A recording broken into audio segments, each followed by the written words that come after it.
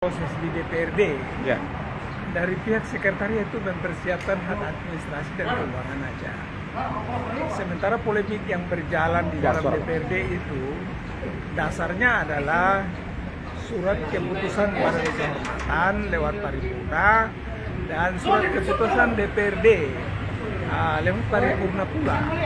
Nah, sekarang kenapa jadi Pak Sekwan secara ini bahwa pergi buka itu pintu dan itu di sekretariat DPRD itu ada kunci, ada gembok dipersiapkan dan saya bawa itu kunci turun, tidak bisa pakai. Nah, di dalam pengelolaan rumah jabatan itu Sekwan sebagai penanggung jawab pengelola, terus pengguna barang.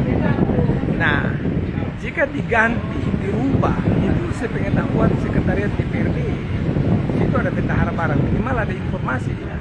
Tidak jadi kita bawa kunci, kita berdiri hampir 2 jam di situ. Kenapa jadi mobil ini dipaksakan harus hampir satu? Ada pihak kontraktor yang bawa mobil dinas. Kedua, kenapa jadi hak keprotokoleran ibu itu tidak diatur? Satu, kami sudah menyampaikan surat secara baik-baik, surat pemberitahuan bahwa jika ibu berkenan jangan pelihara anjing di rumah jabatan. Itu memang secara regulasi tidak mengatur, tapi kebinekaan kita memberikan suatu warna tersendiri dari negara lain, sehingga itu kebinekaan perlu dijaga. Ada suatu ketika ada pejabat yang menyampaikan kepada saya bahwa si Fuad yang saya punya sopir ini, yang bertugas sebagai sopir rumah jabatan itu, angkat anjing kasih naik di atas oto. Dia ini kan orang Barmusa, dan anjing itu tidak bisa dorong angkat. Dan itu mobil EB3 itu kan lambang daerah, simbol itu. Bagaimana mobil dinas itu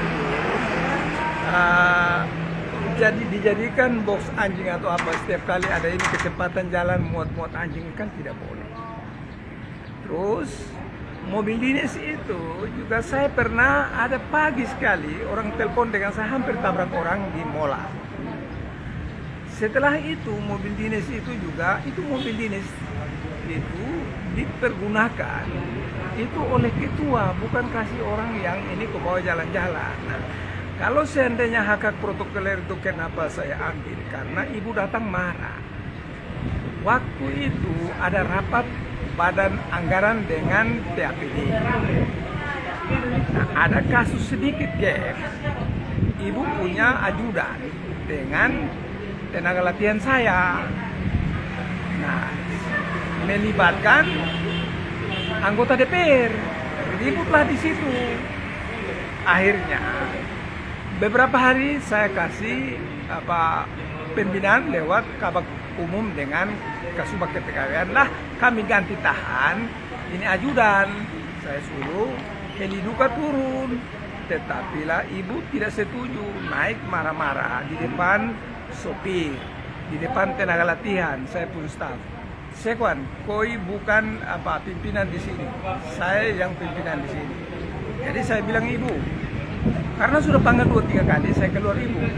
Kalau hal begini kita harus bicaranya di dalam, karena saya sebagai pimpinan mereka di sini, bagaimana di depan tenaga latihan ibu marah. Nah, karena saya omong 2 kali, ibu tidak peduli, ya spontanitas lah. Jadi mohon maaf Pak Sekwan, apa ada kaitan tidak terkait soal hak protokoler dengan keputusan gubernur? Ada kaitannya apa? Dia ada putusan BK itu ada keterkaitan. Yeah. Kenapa hak protokoler itu? Jadi tidak keseluruhan kita tidak bayar. Tidak.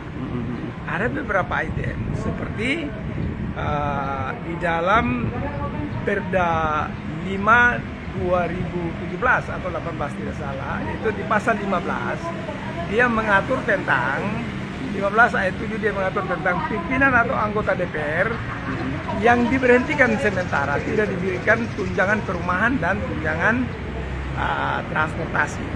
Nah, tunjangan perumahan dan tunjangan transportasi yang kami tidak bayar. Sementara di tunjangan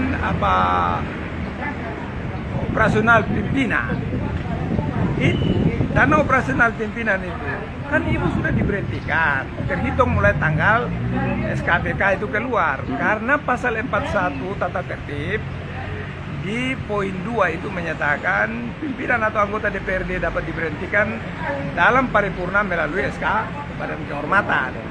Terus di poin C-nya, pimpinan atau anggota DPRD dapat diberhentikan dengan keputusan DPRD lewat paripurna. Berarti kita memandang bahwa anggota DPR atau pimpinan DPR itu dapat diberhentikan melalui tata tertib itu di pasal 40, jelas itu. Sehingga orang bilang itu kan belum ada kekuatan hukum tetap. Ya, dia mengatur di pasal 40, dia ada di poin A, itu 3 bulan berturut-turut kalau tidak melaksanakan tugas dapat diberhentikan. Terus kalau jika melanggar kode etik bisa dapat diberhentikan melalui SKPK. Setelah itu di poin C, itu yang orang bisa ini. Nah, antara dua ini dia bersinggungan. Di poin C itu, jika ada kekuatan hukum tetap dari pengadilan. Nah ini perlu ada terjemahan, kalau tidak satu dihapus. Nah, itu melalui judicial review.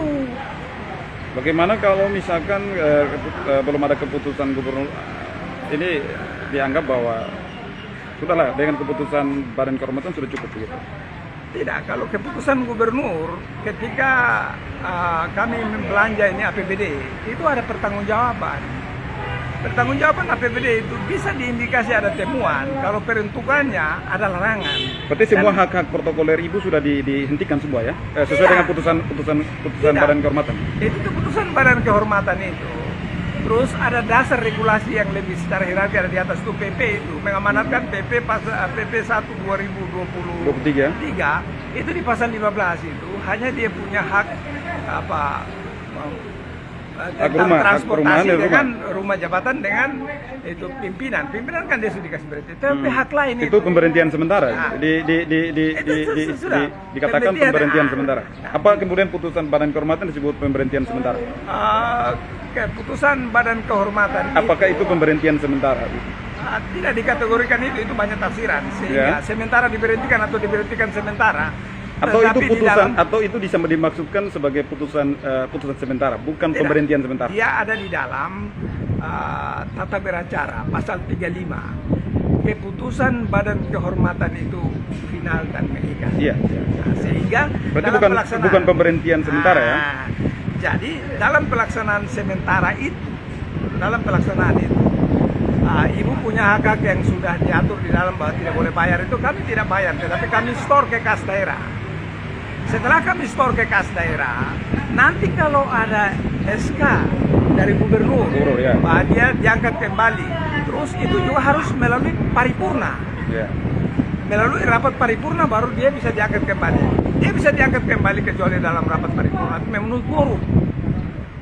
Sehingga ini banyak proses yang berjalan. Jadi teman-teman punya hak memberikan kritik, saran itu baik bagi saya.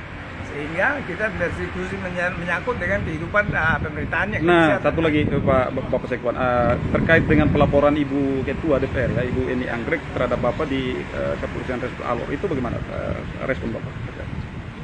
Terkait laporan tindak pidana katanya pencurian apa? Oh ya, atau pengerusakan?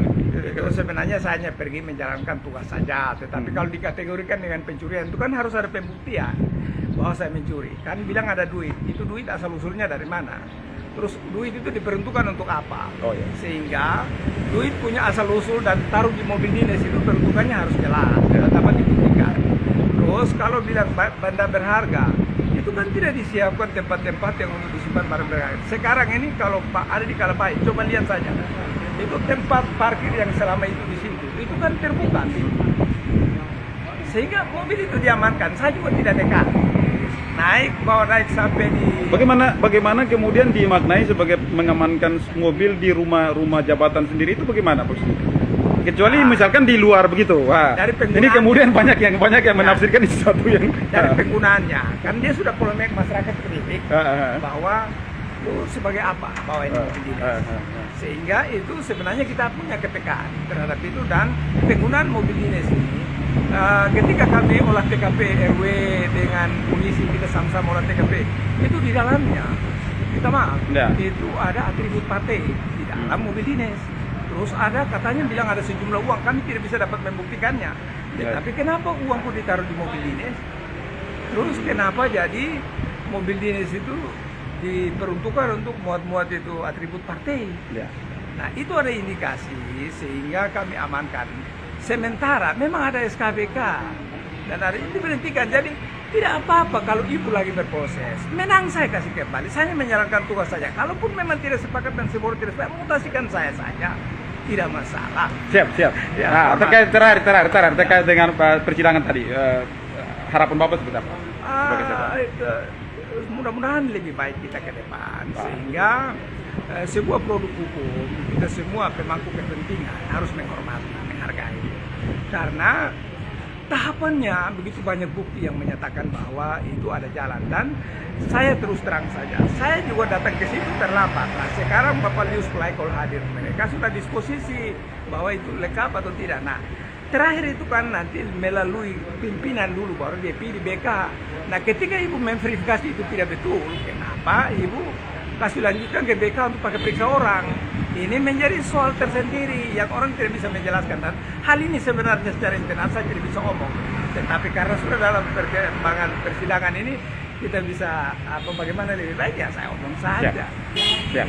Baik, Pak Sekwan, terima kasih banyak atas kesempatannya. Selamat. Ya,